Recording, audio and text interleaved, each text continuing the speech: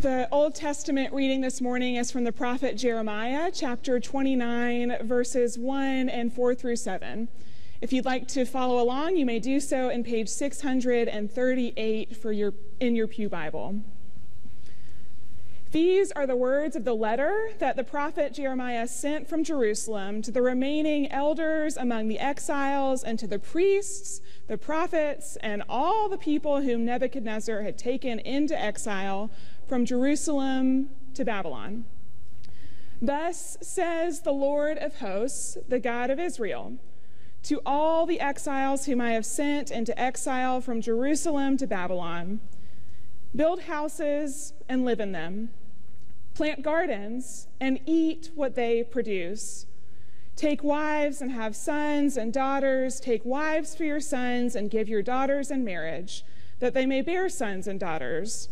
Multiply there and do not decrease, but seek the welfare of the city where I have sent you into exile, and pray to the Lord on its behalf, for in its welfare you will find your welfare. This is the word of the Lord. Thanks be to God. At the Presbyterian elementary school I attended, we prefaced every lunchtime with one of two blessings. It was either the doxology or it was the equally historied and theologically vetted Johnny Appleseed song. Y'all know the one I'm talking about then. The Lord is good to me, and so I thank the Lord for giving me the things I need, like the sun and the rain and the apple seed. The Lord is good to me. Like so many of the songs that get stuck in our heads, the Johnny Appleseed song was penned and popularized by none other than Walt Disney. Johnny Appleseed made his first appearance in a late 1940s cartoon, strolling the countryside with a Bible, a bag of seeds, and a tin pot that he used most often as a hat. Embellishments aside, that bumbling character was actually a real one named John Chapman. Born in New England at the end of the 18th century, Chapman was known as a bit of an eccentric. He traveled west and down the Ohio River in a double-hulled canoe, stopping along the way to scatter, you guessed it, apple seeds.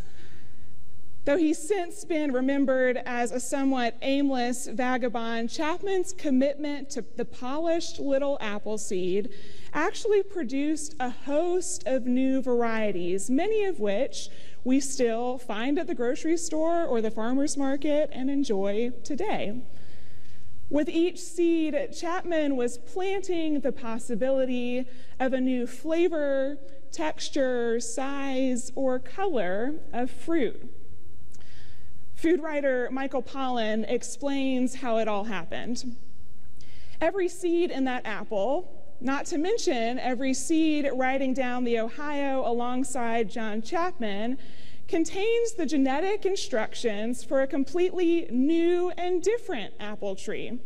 One that, if planted, would bear only the most glancing resemblance to its parents. If not for grafting, the ancient technique of cloning trees, every apple in the world would be its own distinct variety.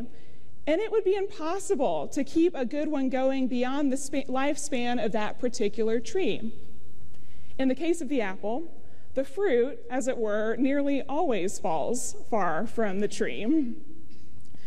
John Chapman planted seeds of possibility, no two of them alike.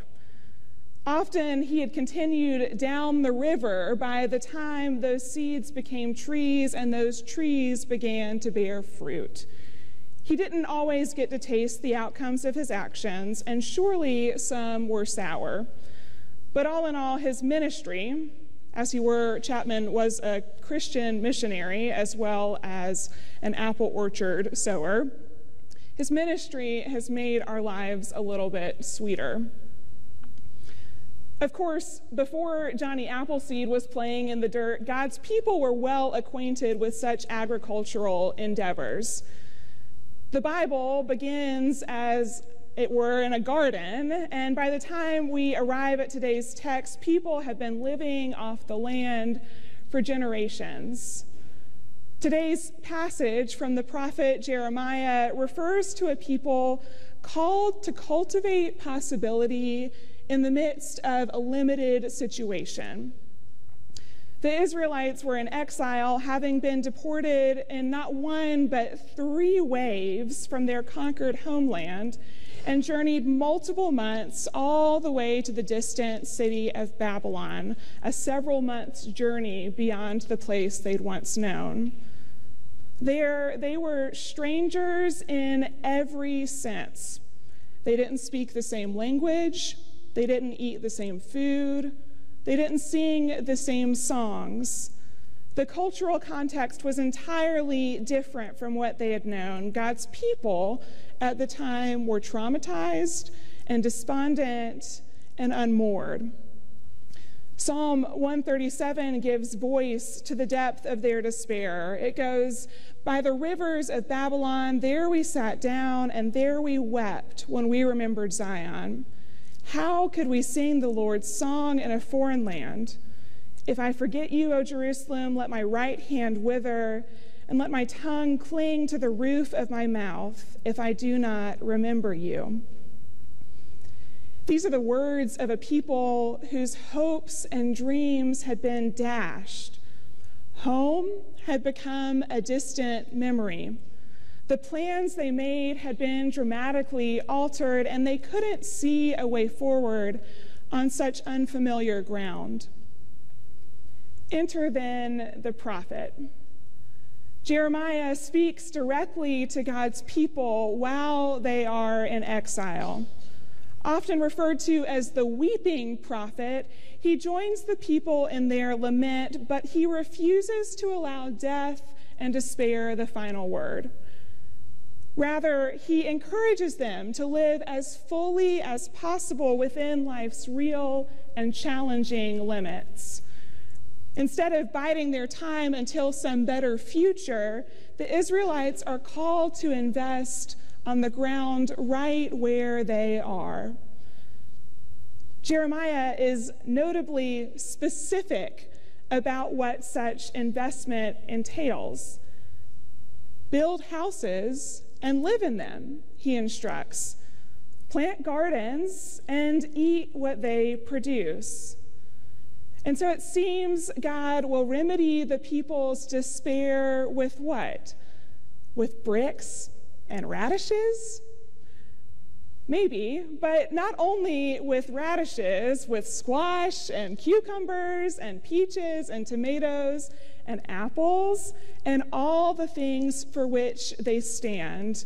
As you may have guessed, Jeremiah's instruction isn't really about planting gardens as much as the hope-filled choice to scatter some seeds and see what happens. Planting a garden is a symbol of investment. It's a sign of faith. Here in this strange place, God's people are to make themselves at home. Babylon isn't where they imagine they would be, but it is where they are. They can either root themselves in foreign soil or wither with longing for what might have been, for what might never be again. And so the Israelites dig in. They build houses and plant gardens. They create community, make art, build careers, and raise families. They worship the Lord, their God. A full generation unfolds this way. People are born and people are buried. For 70 years, the Israelites make Babylon their home.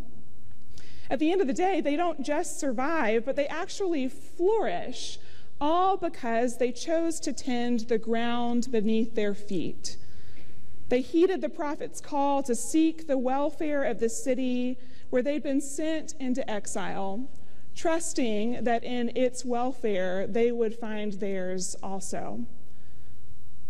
God's people build houses and plant gardens, not knowing what the outcome might be. They demonstrate their faith through investment in the place where the Lord has planted them, if only for a season. They seek to live fully where they are, for however long they can. They cultivate possibilities the likes of which they can't even begin to imagine. Now, a few of us may know what it's like to be as homesick as God's people when they were in Babylon. Regardless, I would guess that some of us have had experiences in exile. It may not have been on that Babylonian scale, but I think it's safe to say that at some point, you and I have felt a little far away from home. We might have felt distant from God, others, or even ourselves. I'm talking about the times when some challenging circumstance or inner turmoil causes us to question the ground that's beneath our feet.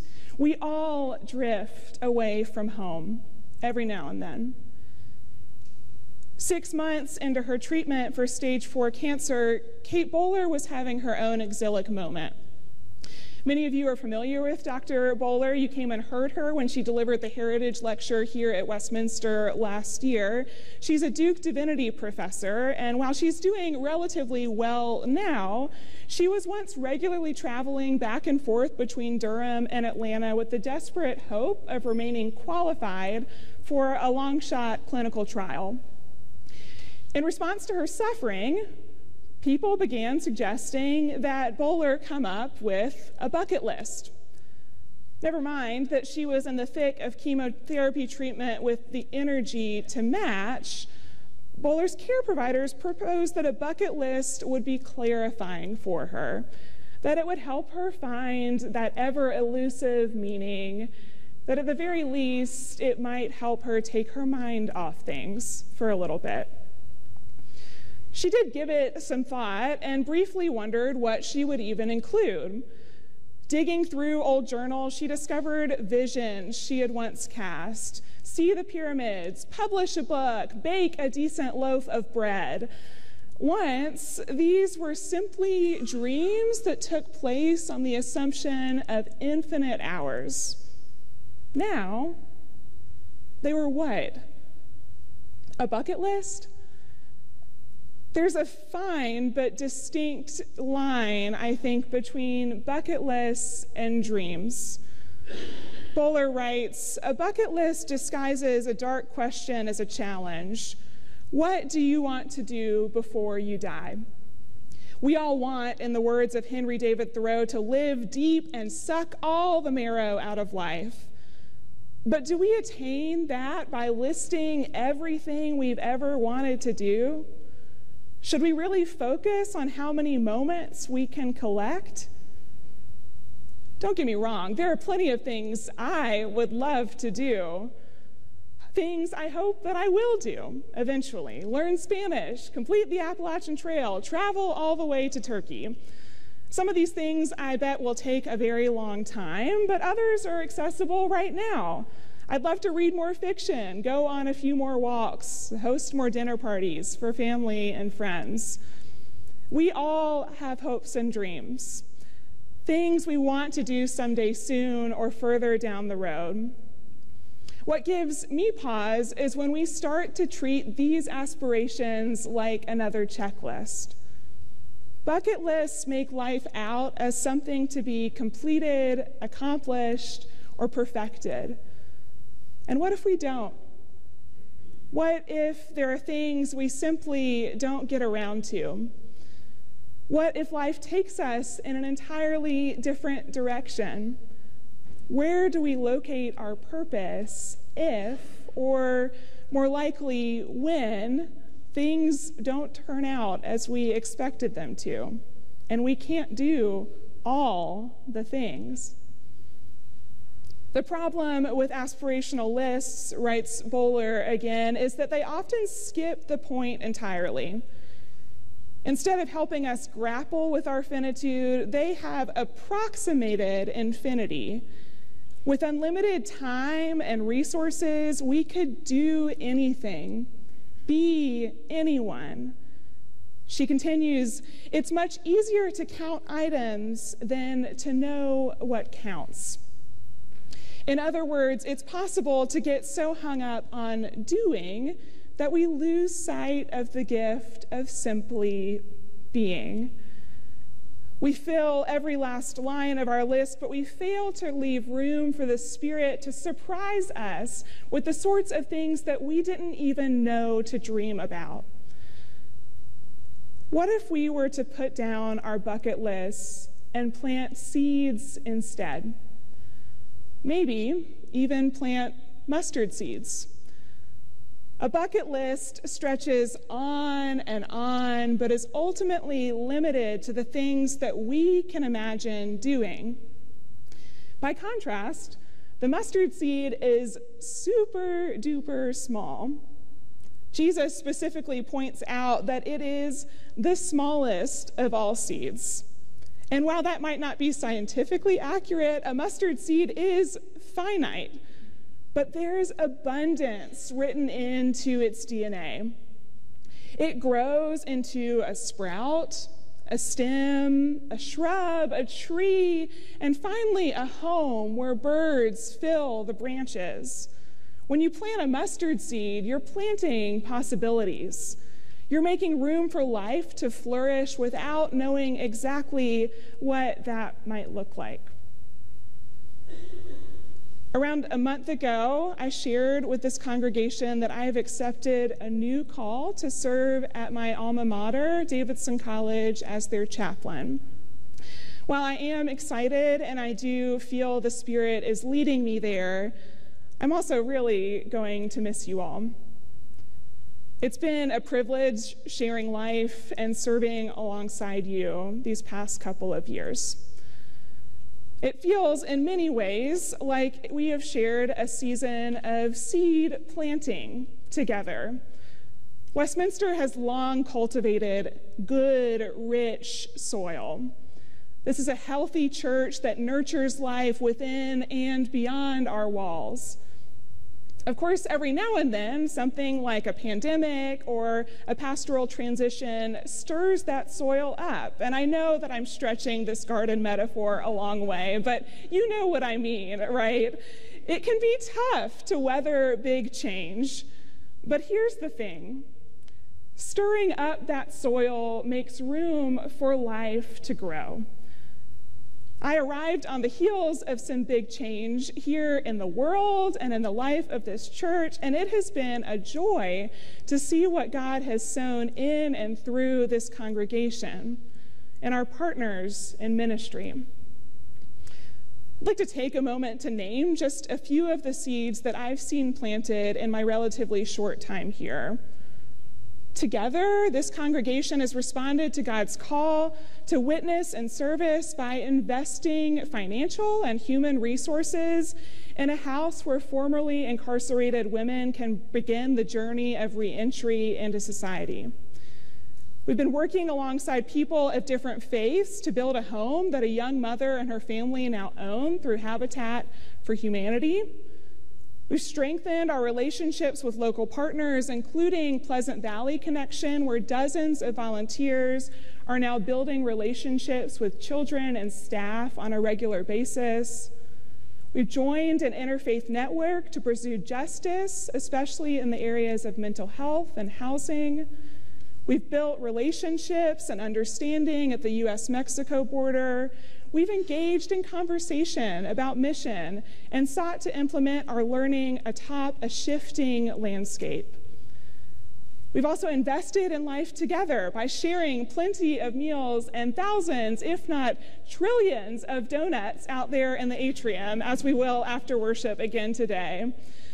We've set aside time to rest and play on retreats in the rolling hills of Western North Carolina. We've engaged in a series of small groups, West Connect, where members are building their faith and sharing life together. We've welcomed dozens of new members into the life of this vibrant congregation where open minds, open hearts. Along the way, we have gathered week after week to center our lives and ourselves in worship, to pray and to listen, to hold space, and to respond. These are seeds, and with the Spirit's attentive care, I hope that they will continue to grow. Maybe one will even work its way into your heart, inspiring you to invest in this community in some new and transformational way. Who knows what might take root? And whether you realize it or not, you all have also planted seeds in the heart of this growing pastor. You've welcomed me, you've nurtured me, you've trusted, and you've challenged me. The experiences we've shared has made a tremendous impression on me. They have changed me. They've lodged themselves in my soul and shaped my imagination as I've navigated this season and prepare for the next one. You have planted possibilities within me that will continue to grow, and I am grateful. What seeds is the Spirit planting in your life and in the life of this church, the community, and the world? None of us can predict or control how life unfolds, but I promise to nurture the seeds that you've planted within me, and I trust that you will do the same. God is inviting and involving each of us in the ministry of the mustard seed.